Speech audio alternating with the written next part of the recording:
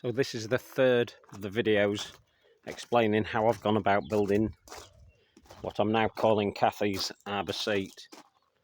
And the reason we're calling it Kathy's Arbour seat is because of the seat, or what was going to be the swing. And it's got this lovely carved be that, and I had this made for one of Kathy's birthdays. And we decided there was no longer going to be a swing, or it was no longer going to be a swing, as I said before. But I really wanted to make it a bit of a feature. So although it's, you know, a bit of an effort to build this, I thought it would be well worth it. So I'll explain a little bit more about what I've done. I've cloaked it or clad it, as most people will say, in this gravel board. And the gravel board's very cheap and is very versatile, and I use it for lots of different things. So obviously on here I've used it for this. I've also used it on the edge there, as you can see, and then I've used it to create what look like false corners, which are there really to look like big corner posts, because corner posts or bigger posts can be quite expensive. So it's a cheap way of fooling the eye to thinking it's a bigger post, which it's not. Obviously, as you get closer up, you can see that. But what it does as well is it gives it some sort of a definition.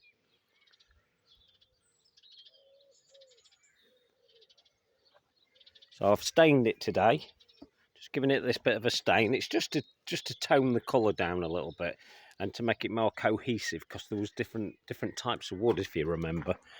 If you look back on one of the other videos, you'll see that. So it's made it more in keeping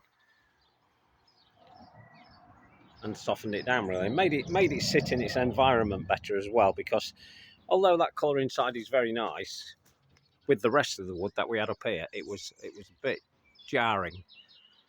So we needed it all to look the same, and now it does. Inside, I'm looking at actually painting some sort of a colour. I don't know what yet. I'm going to give that a little bit of a thought. We thought maybe some sort of a grey colour, a bluey grey colour might look nice in there.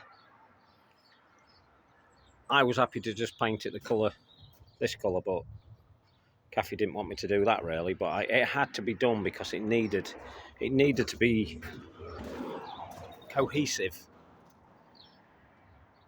And Kathy would have been happy to just left that alone, but I wasn't happy with that. So we've done the same on both sides of that. Now, the one thing I haven't finished yet, and it will get finished, but I've got to get another sheet of tin, corrugated tin, is I haven't finished this section up here yet.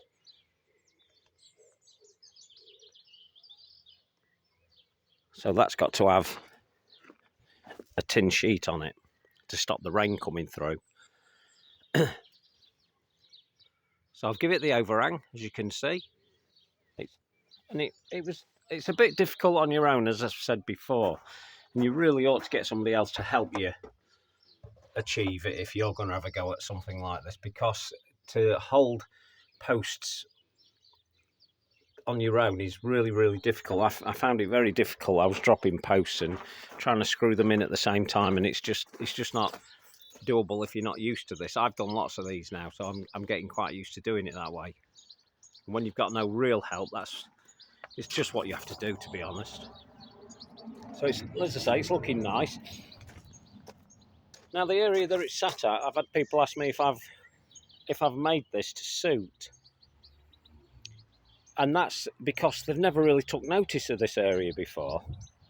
Because, as I said before, this was going to be a seat, a swing seat for that bit of wood. It was just going to be a swing, and this is where it was going to be placed. And I had to do this landscaping because the garden falls away.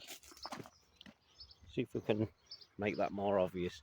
So if you look, you can see it's not level, so it drops away a good foot the other side, if not two. I've actually packed it up with some more turf that I'm going to be killing off and then digging over and creating more of a planting.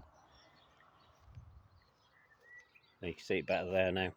So people didn't really realise that was there already. Now I've put this on, it's brought it into focus. and it works really well. And it would have worked well if it was just a seat and a swing seat. It would have worked well there. But I think it works even better now. I think it looks great. I love it. I could have freshened that colour up on top, but I've decided just to leave it. It looks okay. There's no point in going too much over the top. So I've used that stained glass window for no other purpose than as a little feature. Because you can't really see clearly through it. Obviously you can't anyway. But it would always look better if you could clearly see through to the other side so that there's a lot of light behind it. But you just can't. And you never will because the hedge is behind there. But I just thought, well, we might as well use it. We've had it in the house and it's just been kicking around. And it's a bit wasted, so might as well use it here. And I think it looks good. Now I have done some cloaking here because on this side here, that side, that's on the outside. Whereas this, that's to the inside of this building, so, or this structure. So it was leaving a gap down this section here. You could see the joint and it just looked a little bit messy. So all I've done is literally cloak it with the stuff that I've cut down. So the the gravel boards were ripped down to fit certain other bits on this structure, and we had these bits left. So it was absolutely ideal for that. And it just, what it does really, all it's doing is it's cloaking up the fact that these are not perfect. And although it didn't need it, I just thought it would add to it.